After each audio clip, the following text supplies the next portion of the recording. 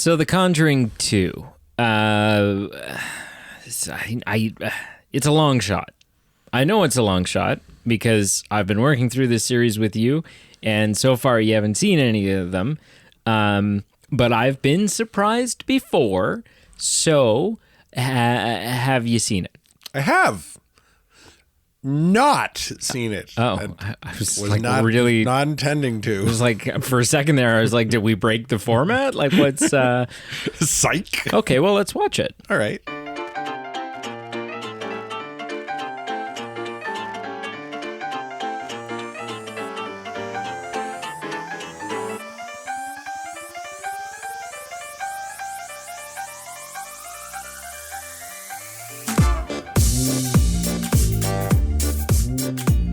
So how's your butthole?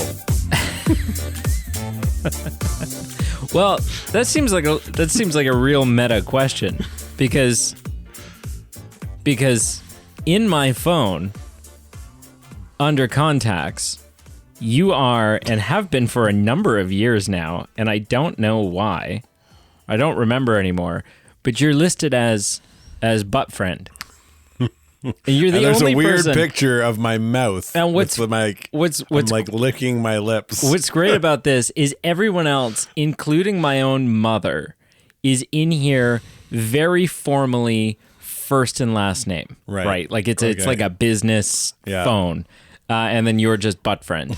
And the best part of that, the best part is that when I'm using the Bluetooth feature in my car, there have been times in the past where I've, activated the listening thing to give the vocal command, and I will say, call Carl Eastman. And my car can't figure out who's that? Yeah, and so then finally I remember and I go, oh, call butt friend. And my phone goes, my car speakers go, calling butt friend. For those that don't know, my butt's okay. Yeah, have you pooped? How's your asshole? Did you poop? I did. Well, it was days ago. I would hope. I mean, it was 2 full days. At this point, already, we'll bring you into the loop. Did you poop? At this point, likely already uploaded to our Patreon. If you're listening to this right now, or near time of release, Carl, Pete, and I, the Movie Men, banded together for charity. And we did something called Hot Wings for Charity.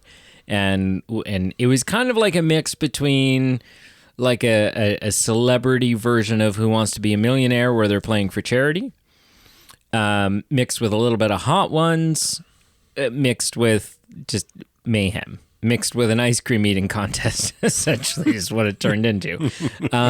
Where we ate... I won that part. Where we ate increasingly spicy wings. And I will tell you, I am, just to give you a little bit of a taste for what you can expect in that video, I am no stranger to spice. I like things spicy. I have done multiple YouTube videos in the past where I have eaten insanely spicy things. In this video with Pete, Carl, and I, that is by far the spiciest thing I've ever eaten in my life. Like, it was pretty unbearable. The most panicked spicy I've ever. So there's that. And the other thing I will tell you before telling you that it's available only on our Patreon for as little as $1 a month is, you want to know how serious this gets?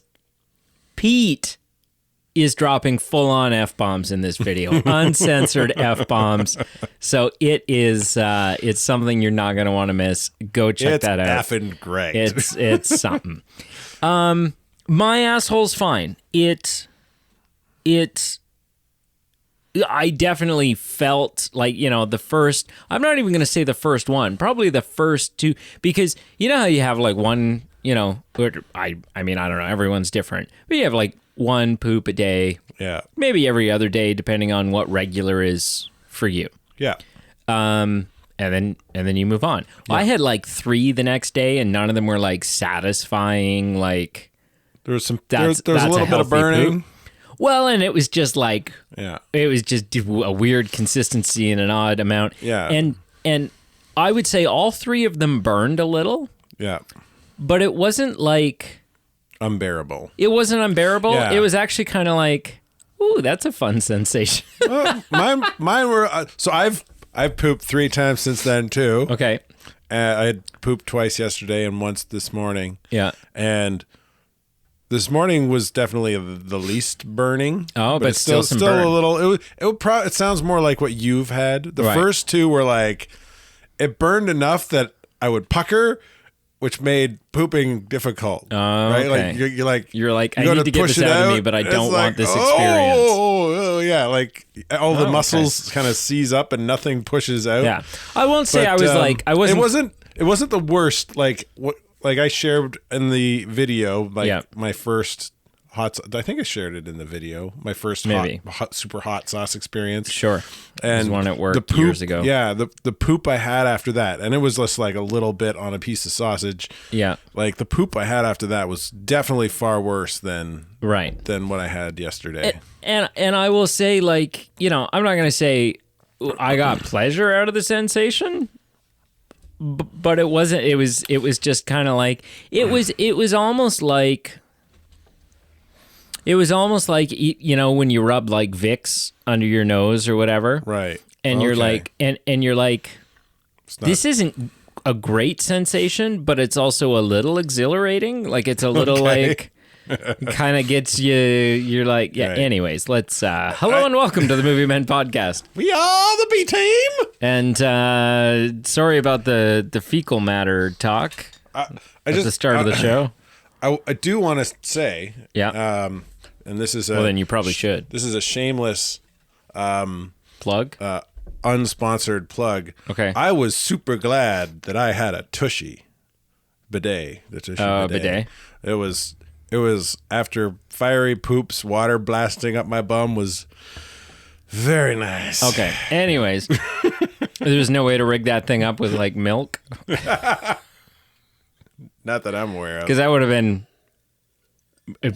presumably more effective. Yeah. Yeah. So The Conjuring 2. We are continuing our series where Carl and I make each other watch films that the other person has never seen. Are we done with this yet? This horror franchise? We have one more. Which one is that?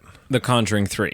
There's a third Conjuring? Yeah, film? It's called The Conjuring, The Devil Made Me Do It. Oh, my goodness. And I will tell you... Does Ed and Lorraine never get sick of this crap? And I will tell you what's interesting about it is it centers around the first and maybe the only time that demonic possession was attempted to be used as a defense during a murder trial.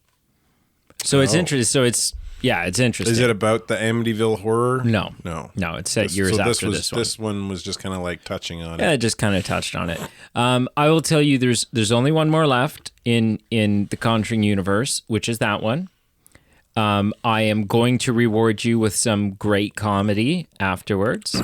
That's fine because your series and the series that my series are going to wrap up. They're going to wrap up at the same time. I will also tell you though, there's a in expected September of 2025. There's a new release coming out in the world of movies that you and I will be going and seeing in the theater and then reviewing, and that film is called The Conjuring: The Last Rites. Oh, you think so, do you? I'm pretty damn sure. So, initial impressions. You're gonna just be screaming and swearing in the theater. I'm gonna make it uncomfortable for everybody. Yeah. Oh, they will. Horror fans will hurt you. I'm gonna get us kicked out. They will hurt you. So initial impressions. It's I never know how this works. It's my movie, so I go first. Okay. Yeah. Your movie, your pick. You go first. Yeah. I think so. I had said that I thought The Conjuring was the greatest film in the franchise that we had seen so far.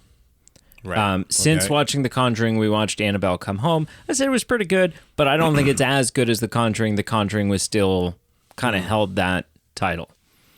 I think this one is better than the first Conjuring. It's different. It's not just like a better job at doing the same thing. Right. It's in some ways it's kind of apples to oranges, but I think there's a lot of really great things in this film, and so my initial, I guess by default, then my initial impression would be, I think this is the best one in the franchise that we have watched so far. What are your thoughts? I'm going real simple with it. Best one so far. Interesting. Yeah. I would say it's definitely not the worst. I don't know if I'd say it's if it's not the best, it's pretty damn close. Okay. I'll say that. Yeah. I think I have a few beefs Okay. with kind of, And so do I. not necessarily, I think partly with the movie, the plot a little bit, and kind of the canon of the universe a little bit Right. again, and yeah. Okay. But it was, yeah. Anyway, All right. that's my initial impression. Sure, well, let's go with that. Okay. So how should we start this? What do you want to talk about? Ed and Lorraine are back.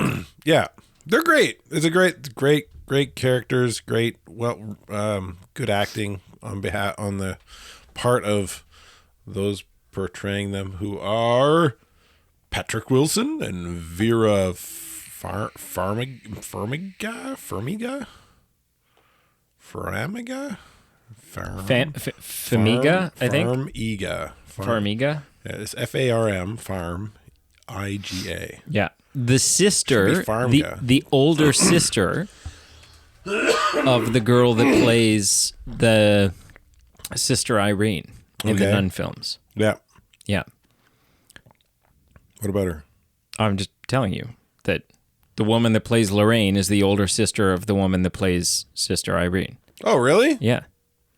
Yeah, if you see a picture of them side by side, there's quite a bit of similarity. Yeah. Yeah, I love this couple, and I love the atmosphere that they bring to these films. Even just the chemistry between them. The chemistry, but the empathetic and compassionate's a better word. The compassionate aspect of their characters, right? They're showing up, whether it was in the first Conjuring and he's helping the guy, Mr. Perrin, fix his car. In this one, he's playing guitar. Yeah, Ed shows up and he's like, "Oh, time to be Mr. Fix-It. Yeah. Just call me Handyman Jimbo, and I'll fix your leaky pipes, and I'll fix your broken ceiling and your car." Because I think Ed's perspective is like, look, in this very moment, we can't do anything about the entity that's haunting this family. Like, but I can fix your crap. But what this family does need in the meantime is less stress. Yeah. Is a win. Some normalcy. Yeah. So I can give them some wins. Yeah. And then Lorraine, on the flip side, kind of he's kind of taking care of those practical, tangible things, and she's kind of taking care of the emotional needs of whoever they're working with. And it's so good. Like, it's really nice. Such a good dynamic. Yeah. It's also so worth mentioning. This is the second film that we have watched now in this franchise that is specifically based on a true story, based on one of these two characters.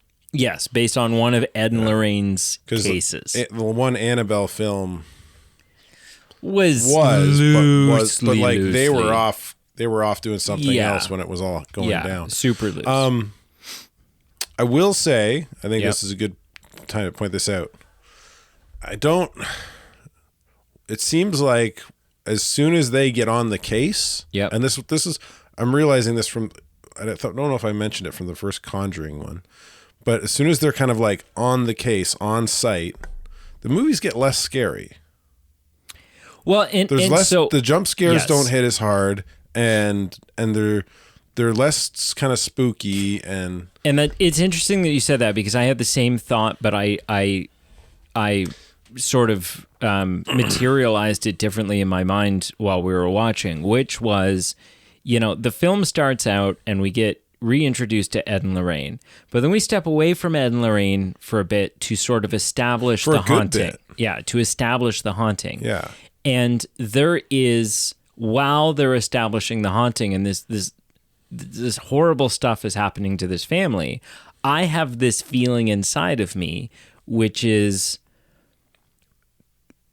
come on, Ed and Lorraine, you need to get here. Get your crap together. You need to come. And even the shots where it's them back in their home, miles away over the sea. Yeah, it's still spooky because yes, the nun is haunting them. Yes, kind of, sort of. And as soon as Ed and Lorraine show up, there is a little bit of a sigh of relief. Yeah. Like, okay, things are going to be okay. Yeah. And then we double down on that. The tone of the movie almost takes a shift. Yes. And we double down on it because you're right. There is a lull where it feels less scary. But then when Ed and Lorraine leave in this one, when they're like, sorry, we can't help you, there is something, at least to me, like I'm sort of, when the mother walks into the living room and the older daughter is being held up in the air and thrown against the wall, and Ed and Lorraine are on the train headed out of here, I'm pulled a little bit back into the, oh shit, we're screwed kind of feeling. And so Ed and Lorraine really kind of give this like, we're going to see you through this. They get, there's a comforting presence once they get on site. Yeah.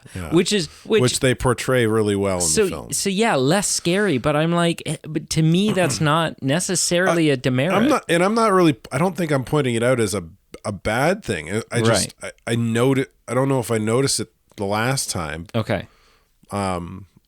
But it was very noticeable. Maybe because you knew Ed and Lorraine less. You didn't have, they weren't reputable to you as. Yeah. It's something I picked up on definitively this time. Interesting.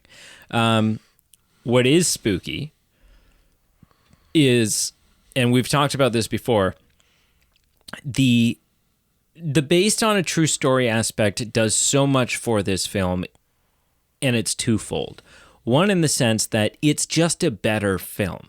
There's more downtime between the scares. There's more relational stuff that's going on. And I think that that's because instead of just, film writers sitting down in a room going, how do we write a scary movie?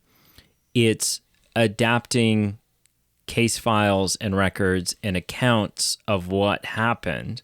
And so you have that human element in there, because nothing will ever write human life better than just life happening, right? Will make it feel more real and more genuine. So I like that. I also like the fact that it does add a little bit of a scary factor, in the sense that, like, not only while you're watching the film are you going, oh shit, like, these things like presumably happened, but then the film like reminds you of that once the credits start rolling, because they're like, hey, you want to hear the real audio from that news interview that they did? You want to hear Bill Wilkinson's voice? And they play that for you. And then they tell you that, and they show you pictures while it's all happening. They show you the pictures of the real family. And then they tell you that Mrs. Hodgkins, the mother, remained living in that house for the rest of her life until she died in 2003 in the same corner in the same damn chair. Yeah. And you and I had the same reaction as you, but you vocalized it, which is, well, that's creepy. Yeah. Why would you keep that friggin' chair? I don't know. Why would you still live in that house? I don't know. Oh, my goodness. I mean, it was... I mean, it'd be a hard house to sell. And they still didn't have any money. Yeah. Right? I mean, if you sold it to the right person, you'd probably get a lot of money. Yeah. But you'd have probably take ages to find that person. So Sell it to Ed and Lorraine as an overseas cottage home. So where would you guess? We've never done this before, but where would you guess both scores, the tomato meter score and the audience score? I'm going to guess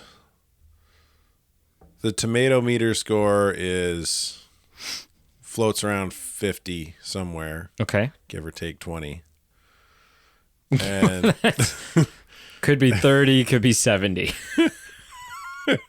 And I'll say the audience score is somewhere around 70. Okay. So the tomato meter score is 80. Yeah, I was right on. Nope. And the audience score is 81. Yeah, perfect. Yeah. So, see, give or take 30. And it's not super often that the tomato score and the audience score are that closely aligned on a film. Yeah, not always. Doesn't seem like in recent film history anyway. Also, this is totally unrelated to this film, but it's on the topic of Rotten Tomatoes. The new Borderlands film has a tomato meter score of 6. Yeah. Apparently it's... Oh my goodness. Apparently it's not great. So, anyways. Yeah. Yes. So this film... Now, you said you had some beefs. I have some too. Yeah, I think my biggest beef is like... Because of the way you've made me watch the films. Yep. In a timeline order. I'm like, how the heck is Valak there? Why is Valak even there? So, like, there's no rhyme or reason to it. Valak has attached himself to Lorraine after she and Ed helped Frenchie, as seen on the presentation at the end of The Nun. Sure. Since then, he sought revenge. And it was only during the Amityville scene at the beginning of The Conjuring 2 when he began to act out his plans. Valak has shown Lorraine the premonition of Ed's death by being impaled by the trunk. Janet's use of a Ouija board resulted in an accidental contact with the old man who wants his house back. Valak saw this as an opportunity to lure the Warrens to England so he could kill Ed. Valak used the old man to terrorize Janet and her family while possessing Janet and blocking Lorraine's abilities from knowing the truth about the possession. Because demons are territorial entities, their power is limited depending on their location. If you can recall Matthew 8:31, the legion of demons begged to Jesus not to cast them out on that place, but just to transfer on the herd of pigs. So that kind of... I suppose that tracks. Wants revenge, is waiting for the right moment, can't leave Europe. That feels... Can't leave Europe. They are territorial entities. Their power is limited depending on their location. He's in Britain. Yeah. Europe. Moved from, like... Where was the first Where was the nun set? Because it wasn't in Rome. It was somewhere like Italy, middle of nowhere kind of thing, or something like that. Romania. And then how does he end up in Britain? And then the Nun 2 is set in France, so we're headed that direction. So how did he end up in Britain? I don't know. How did it end up in France? Well, it went with Frenchie. I don't know. Could be like this is kind of like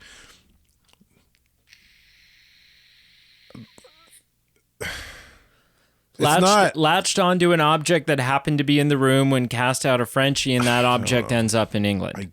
I guess. I don't know. Right? It feels too... I mean, how does any of this stuff happen? But I mean, like... And then... How's it... If it's in England... Yep. How's it, like, terrorizing the... Ed and Lorraine? Well, because it's not actually physically in the house because if you remember, No, but it's like so the demon is omnipresent. no, Like- it has latched on to Ed and Lorraine, right? Because of what happened with Frenchie. Right. So is it latched onto Ed and Lorraine, or is it latched onto something in England? It's no, hang on. It's two different things. It's maybe latched on as it's fixated on Ed and Lorraine, right? It has gotten a taste of them. It's mad at them, and maybe has. I don't have the book on how demons work, but because Lorraine is able to tap into that dimension, that plane, if you will, the Valak is using, it's using its powers to put visions in Lorraine's head. It's no different than in The Nun 2. It's not actually. Yeah, it's okay. Okay. All right, I can kind of right. see like It's kind of in The Nun 2, right? It's kind of like the astral plane in X-Men. Valak is in France, like Charles haunting Xavier's Frenchie. astral plane thing. Yeah, like Valak is in France possessing Frenchie, but while Lorraine and the other nun are on their way to France, they're still seeing visions and images of the nun, like in the magazine stand and stuff like that. So, right. Yeah. Okay. All right. I'll give it.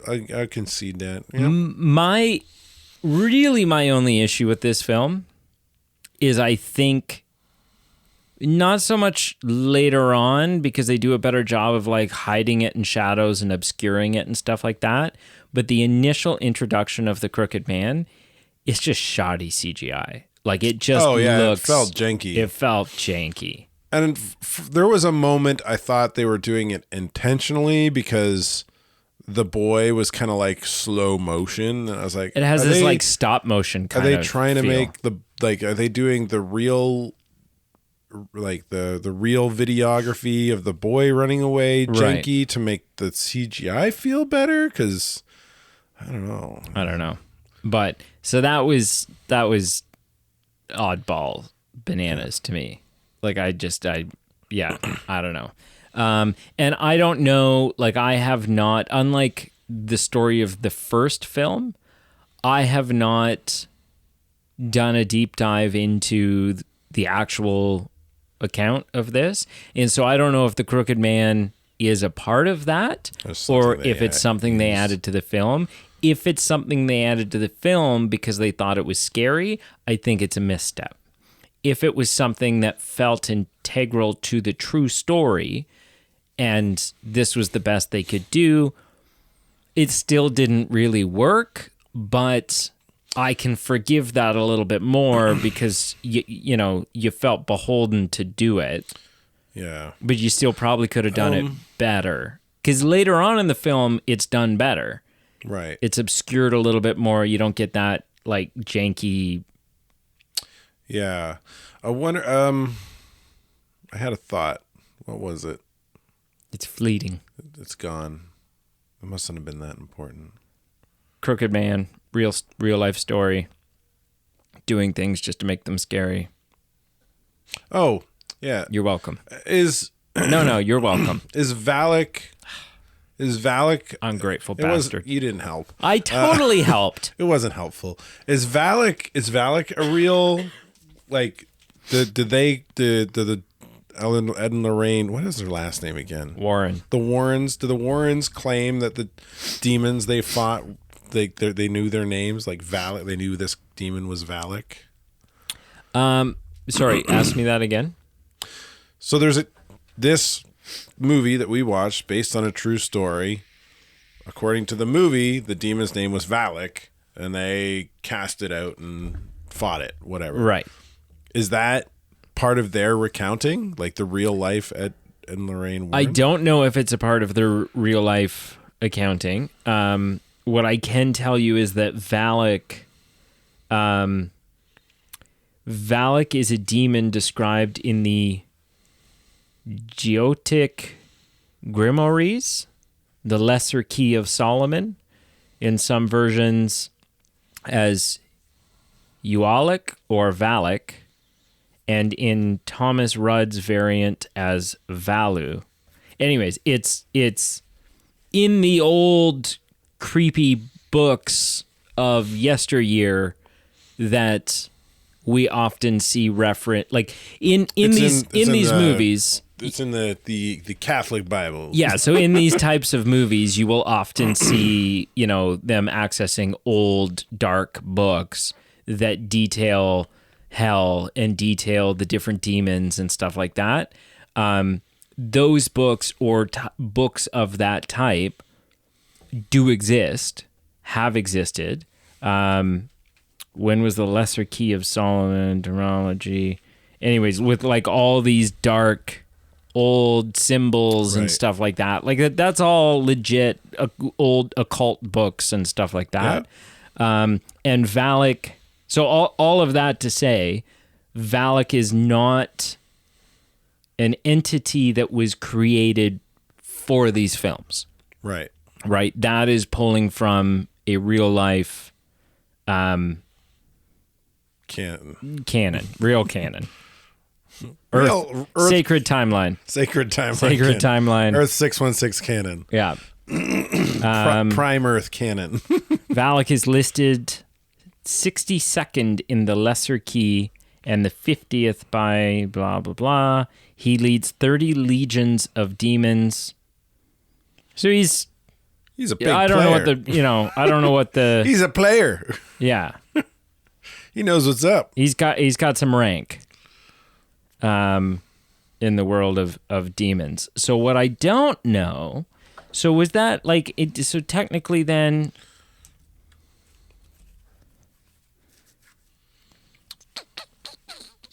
does that make Valak a fallen angel? What is it? So I've always been fuzzy on that.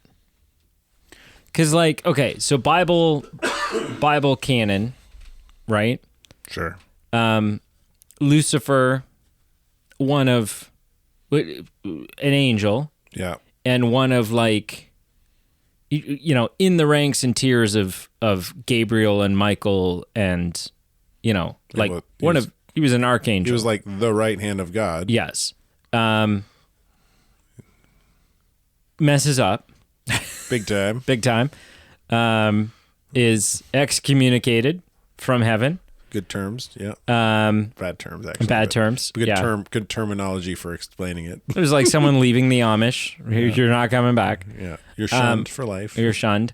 And then, but there were like during that event, during that casting out, Lucifer has followers as angels that are like, well, I'm going with him. I don't know.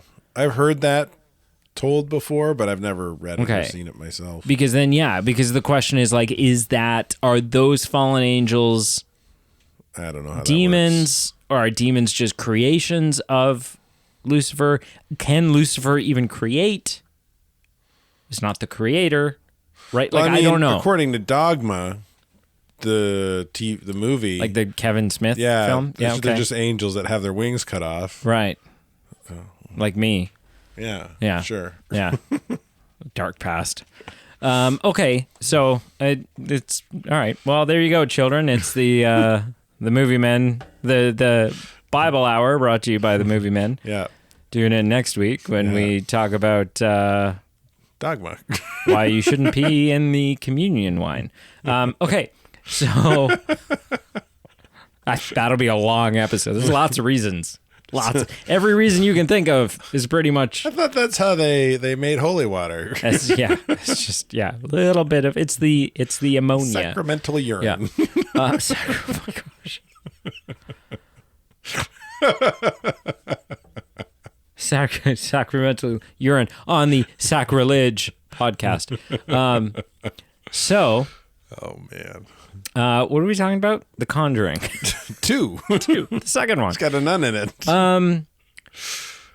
What I really appreciate about this film, and I think one of the things that propels it ahead of the first one, there's two things.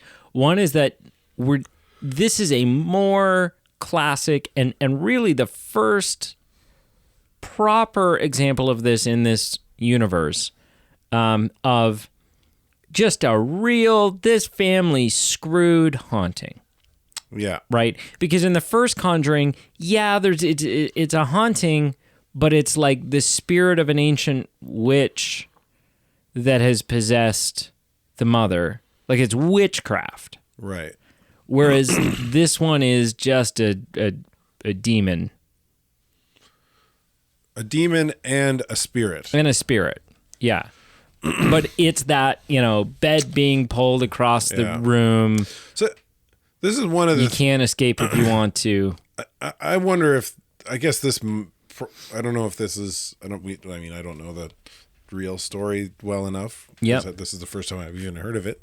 but like, Ed and Lorraine Drew kind of giving up and turning tail and walking away seemed way too convenient. Like, these are two people who cinematically we've seen and we know have seen some pretty wild crap. Like, they've been around the block with this kind of stuff. Right. Right? So when they see furniture moving and they hear people speaking in ways that aren't their voice, like, even though there was kind of like that, there was a person in the film who was kind of like the skeptic. Right. That girl kind of casting doubt on the whole thing. Yeah, it just seemed like, well, we caught you on video throwing dishes, so everything that's happened up till now can't possibly be spiritual in nature, so we're going to leave because the church is going to tell us to anyway. Well, yeah, and what they said was like because of the Amityville horror. So the Amityville horror, like the Lutz family, like to this day, obviously there's huge skeptics, right? And there are people who believe that the Lutz family did, like, the Lutz family, because of the Amityville horror, for better or worse, gained a lot of notoriety for the rest of their lives. Right. And there was a lot of bad publicity as a result, right? People claiming it was a hoax. And so it's sort of explained in this film that, like, the church is, the reason why Ed and Lorraine are going is because the church is not going to get involved with anything that even remotely could be a hoax. And so Ed and Lorraine leave still kind of wanting to believe it, but saying, look, as soon as the church sees this video, they're not going to help. So there's nothing we can do. Right. But they're there at the church's request. As the eyes and ears. As eyes and ears. Yeah.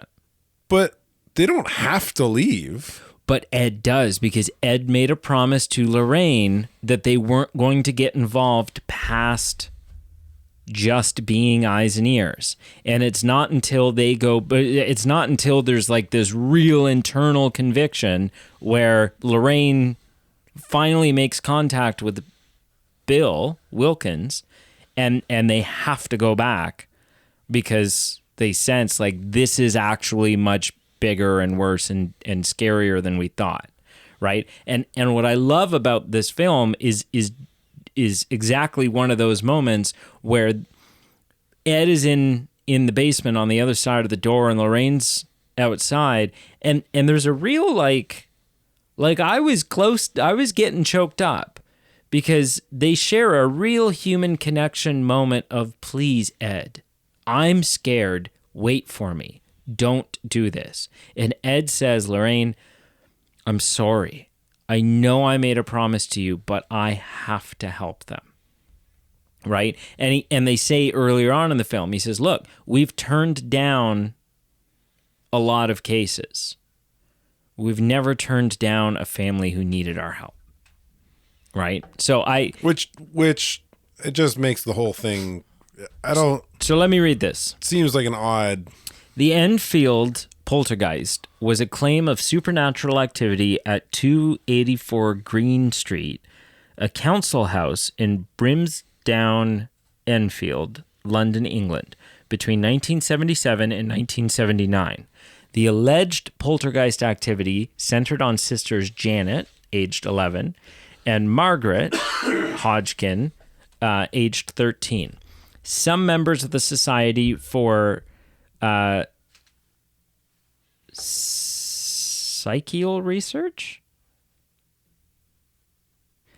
such as inventor Maurice Grosse and writer Guy Lyon Playfair, believed the haunting to be genuine, while others such as Anita Gregory and John Beloff were unconvinced and found evidence the girls had faked incidents for the benefit of journalists. It goes on. In 1997, single mother Peggy Hodgkins called the Metropolitan Police to her rented home at 284 Green Street in Enfield, London, saying she had witnessed furniture moving and that 2 of her 4 children had heard knocking sounds on the walls. The children included Janet and Margaret. A police constable reported witnessing a chair wobble and slide, but could not determine the cause of the movement. Later claims included disembodied voices, loud noises, thrown toys, overturned chairs, and children levitating. Over a period of 18 months, more than 30 people, including the Hodgkins neighbors, paranormal investigators, and journalists, said they variously saw heavy furniture moving of its own accord, objects being thrown across a room, and the sisters seeming to levitate several feet off the ground. Many also heard the recorded knocking noises and a gruff voice. Curious whistling and barking. Other paranormal investigators who visited the Enfield house included American demonologists Ed and Lorraine Warren, who were convinced that the events had a supernatural explanation. Janet was detected in trickery. A video camera in an adjoining room caught her bending spoons and attempting to bend an iron bar. Grosse had observed Janet banging a broom handle on the ceiling and hiding his tape recorder.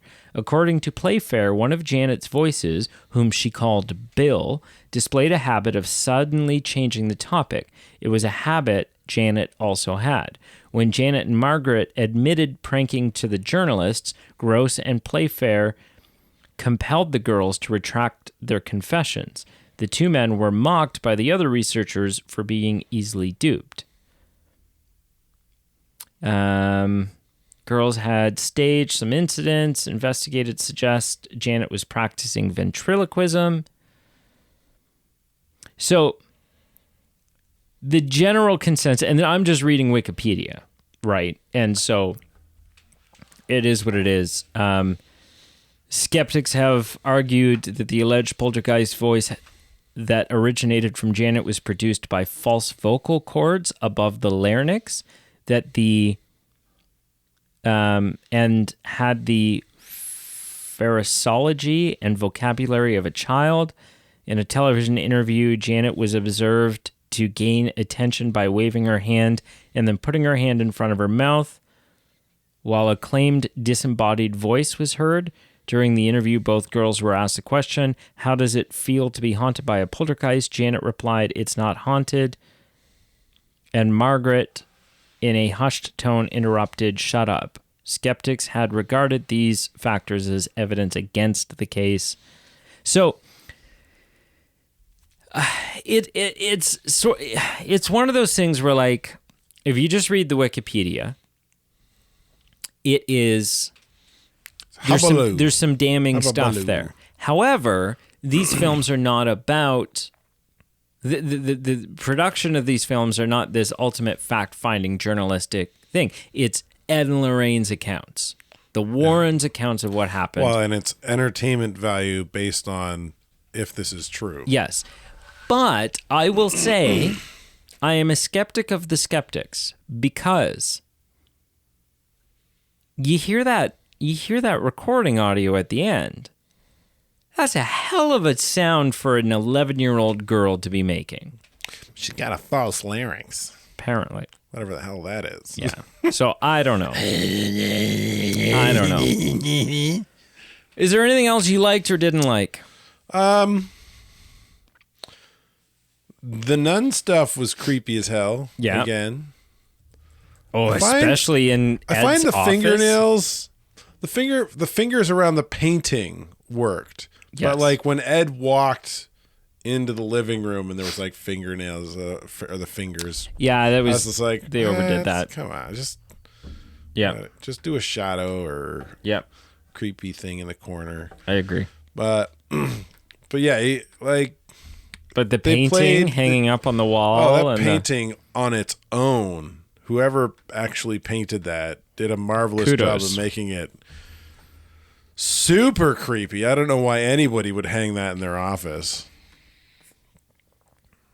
I'd hang it in here. I would take it down when I came in the room. I would take it out of the room and I would put it outside. I would put it in Lexan. And then when I left, you could put it back up. I would put it in Lexan that was bolted to the studs. And then I would say, "Okay, we're going to record outside." I'd rather record in the dark, creepy woods. No, you wouldn't. Sure, I would. You coward.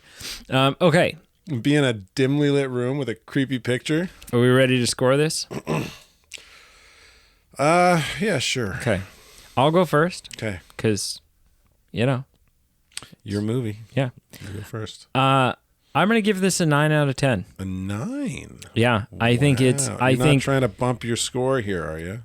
No. I don't even... I'm not sure what I gave the others. This is your highest score for movies you've given yourself. Okay. Is it the highest that I've given? You gave The Conjuring an 8. Did I give... And have I given Comes Home any of your 7.7. films? The highest one you gave me would have been...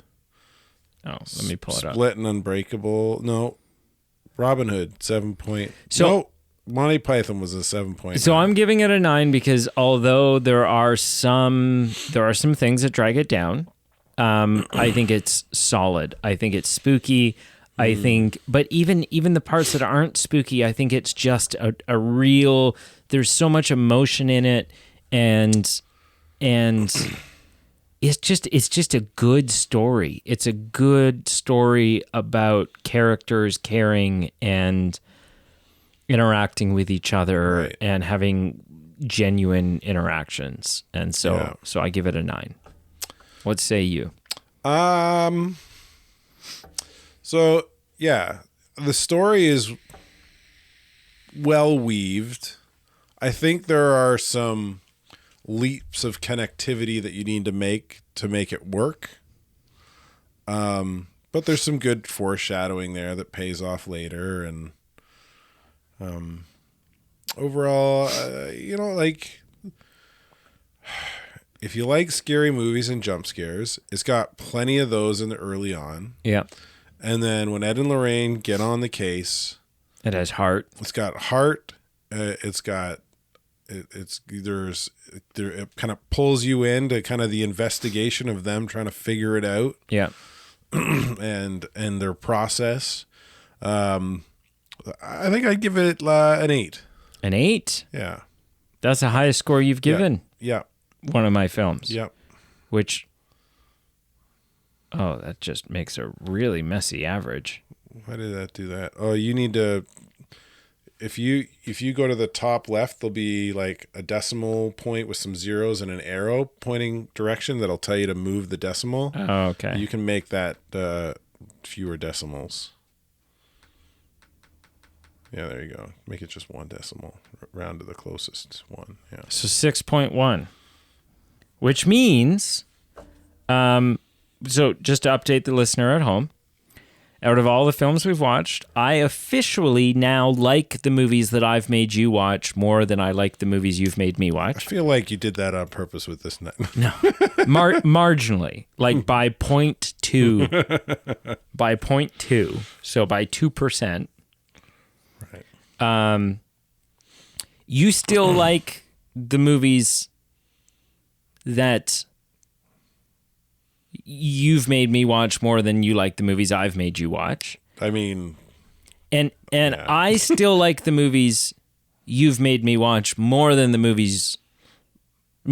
like the movies I've made you watch. By 0.3. By 0.3. So we're like neck and neck. And I'm telling you now, once this series ends, you think you're gonna blow it out of the water? You just sit back and wait. You just wait. All right. All right. What'd you watch this week? Well, it's been a few weeks. Yeah. No. Has it only been 1 week? Yeah, I guess. No, maybe it's been 2 weeks. No, it's been 1 week. We got together last week. Yeah. But I haven't. I guess I've been busy. I haven't. Didn't even get around to watching the last 2 episodes of The Bear with my wife. We didn't do a family movie night because it was a long weekend, and we were up at the cabin all weekend. Yeah. I ended up watching the rest of Cobra Kai, which was a couple episodes. Yeah.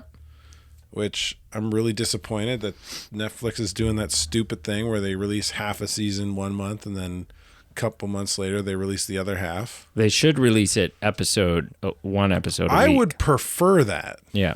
I really would. Yeah. Should be an episode a week. That would be much more palatable than being able to hey, here's the season, binge it. And then you get to like episode 4 or 6 of 8 or 12.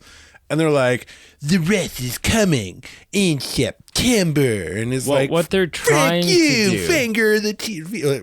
Don't finger like middle finger the finger TV. The TV. Middle finger the TV. What they're trying to do is they're trying to create a water cooler event, which is a show you go and talk about the next day at the water cooler, like once a week releases, right? And that's but they're doing a poor job of it because what Disney does is the once a week thing, and that creates that where the next week we're all talking about, the next episode. The way that the way Netflix does what they do, you and I would have never ever reviewed a Netflix show because there's just no way to talk about that week to week. Yeah, it's like, wow, what'd you think of the first half of the season? Okay. And then I watched a little bit of One Piece, and that was okay. So that's all I've seen. Cool. How about you, sir? I'm still watching House. Who's? It's a big. Who's? Some big things have happened in it. Yeah. Yeah. He's still using a cane. Still using a cane. Still using drugs. Still on Vicodin, although he almost went to prison for it. Oh, good. Until his boss, the head of the hospital, perjured herself in order to keep him out of prison. Good for her and her attachment and feelings for him. Yeah. Well, she's his best doctor, right? She's like, I don't know if they it's were romantically involved, weren't they? Not at this point in the season, or but they at were, this point in the show. They will be later on in the show. They have not at this point. I don't know a lot about it. I've seen a few episodes here and there. So I did that. Did I watch a movie? I went to a concert, and I did some stuff. Oh, yeah. What concert did you go to, Brady? Tell us about it. The Wiggles. I'm sure you're dying to. The Wiggles. Your favorite band is the Wiggles now, is it? Yeah. No, I went to a Green Day concert. It was a lot of fun because a bunch of the people who I went with had never been to a concert before. And so to have... Like, at all? At all. Wow. So to have floor seats at the Rogers Center to a band like Green Day with Rancid and the Smashing Pumpkins opening, it's... Cool. Yeah. And you guys were like the only ones there, you told me? Yeah, empty. It's just empty. Empty show. Yeah. They're just like, this is going out to you 5 over there. You know what? I'm rubbing my eye right now, and I'm not convinced. I washed the next day after the hot sauce thing. I washed my hands like 4 times, and I still had to be careful. Did you notice that? I washed my hands really good before going to bed, or so I thought. Yeah. And in the middle of the night, oh no, you got busy. I took my my pointer finger and I put it in the between the nose and the eye, that little like bit that kind of sticks out. And it started burning. The sleepers, and I just kind of did a little flick motion, and it started burning. That woke you up, and I was like, "Oh shit!" Yeah, you get a lot more of that if you Patreon and watch the movie. So Hanky Panky was off the table that night. So I went. Well, she was already asleep by the time I got home. But I got up and I went to the kitchen. I splashed some water in it, and that didn't do a great job of stopping it. But then I took a rag with some dish soap, or not a rag, like a clean washcloth with some dish soap, and I lathered soap it up in your eye. I did. I soaped up my eye and kind of did a nice wiping away motion. Yep. And it tempered down enough that I was like, okay, I feel fine. I can go to sleep. And I did end up going back to sleep. And then the next morning I was like, all right, let's get the old nail kit out and clean out underneath the fingernails and cut my fingernails and wash under my fingernails real good. And so went to the concert, watched House. I watched the first 23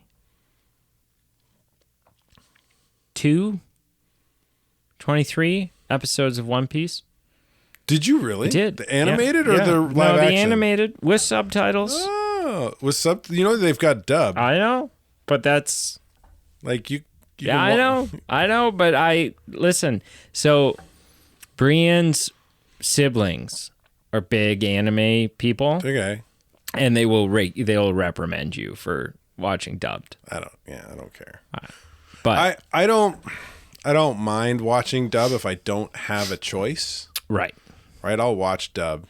I've watched lots of anime with subtitles and having to read everything. Yeah. But there are the reason you don't like watching having subtitles on when you're watching a movie, even if it's in English or even if it's in French or whatever. Like you guys watched the Pan's Labyrinth. Yeah.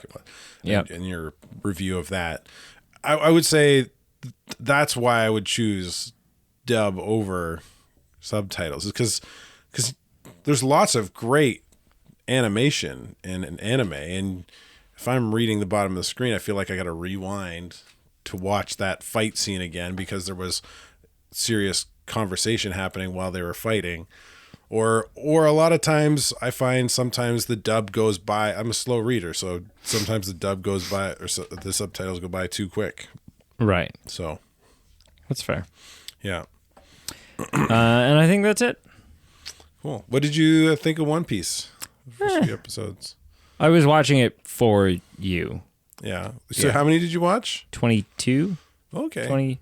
Yeah. So I'm nowhere near through like the first season. Is it something you feel like you'll continue to watch? It's on Netflix and dub.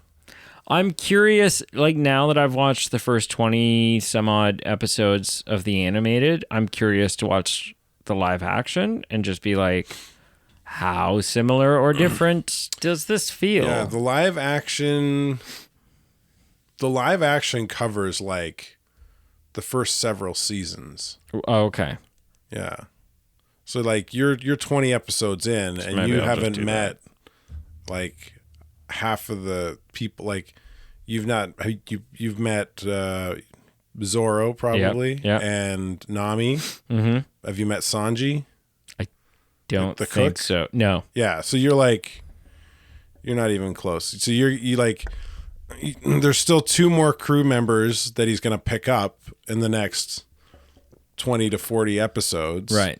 And then they fight some fishmen, and that's you do. And that's like that fishmen fight arc is where the live action ends. Okay. So, but and are they like?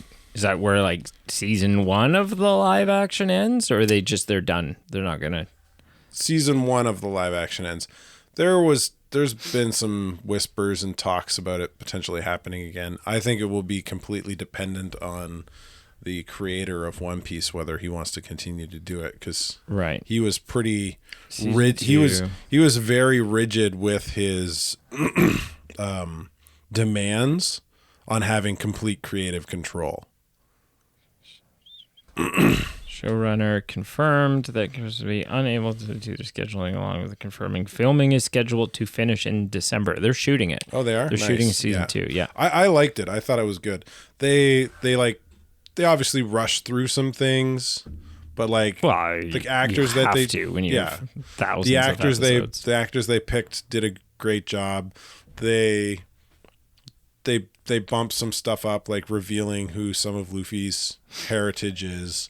Okay. They bumped that up many seasons, like about 100 or 200 episodes ago. I just found out that the anime told me who some of his heritage is. Question. And it doesn't happen. It happens within the live action near the end. Question for someone who is far more anime versed than I am. Right. Are the Japanese obsessed with North American culture? Like they because anime is Japanese animation. Right.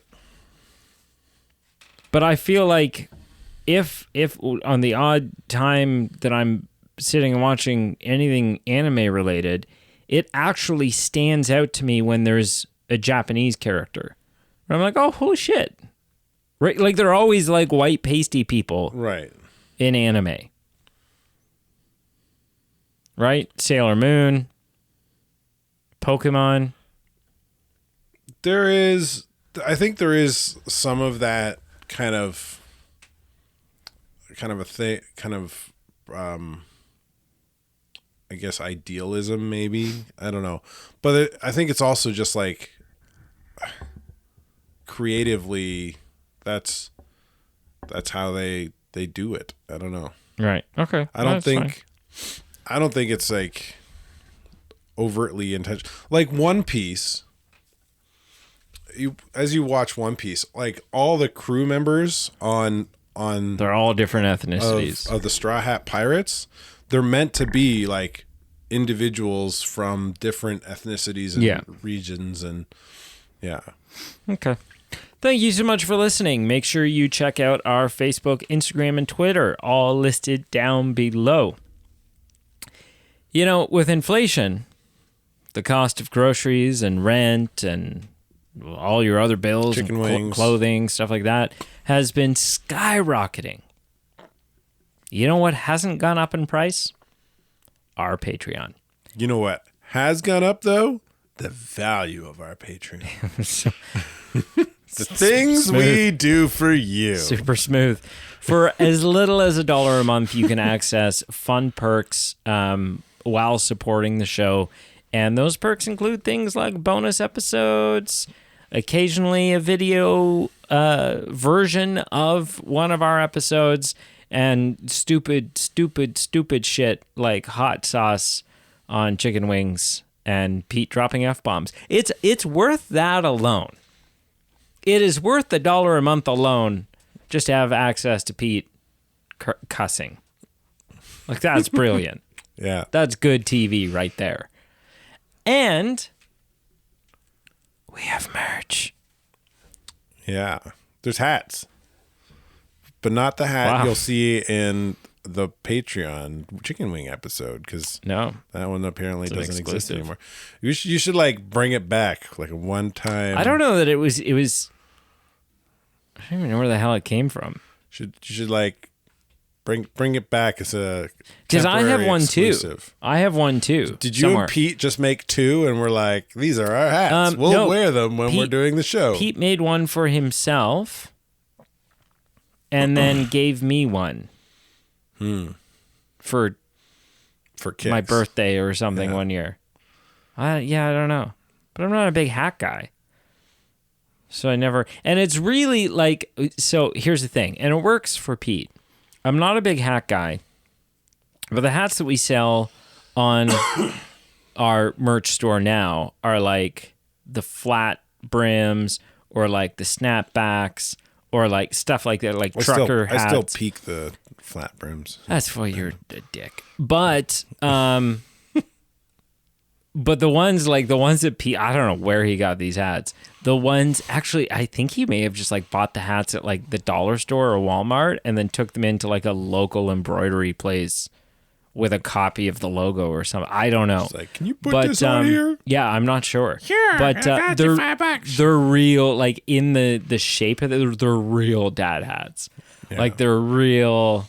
And so They're like he meant well. felty, and they've got like the metal Well, glass. no, it's not even that. It's just it's like the hat, the actual spot that your head goes in isn't like round. It's got that kind of like, you know, where the brim, and then it kind of just like slopes back to the rest of the hat. And I'll find one somewhere and show it to you. But it's a great hat, and it's a fun piece You didn't of even wear it. Movie Man history. I don't think I've never worn it. But it's a fun piece of Movie Man history. But yeah, and I'm just not a big hat guy. And if I do wear a hat, I wear it backwards, and it's, you know, it's like I'm So you need the logo on the back. 13 in the year 1980. Yeah. But I'm excited for next week. I'm excited to watch Glass. Glass. Yeah. They call me Mr. Glass. I don't think it'll be as good as Split. It's my prediction. I will not say anything to not build you up or break you down. All right. Yeah. Go take another hot shit.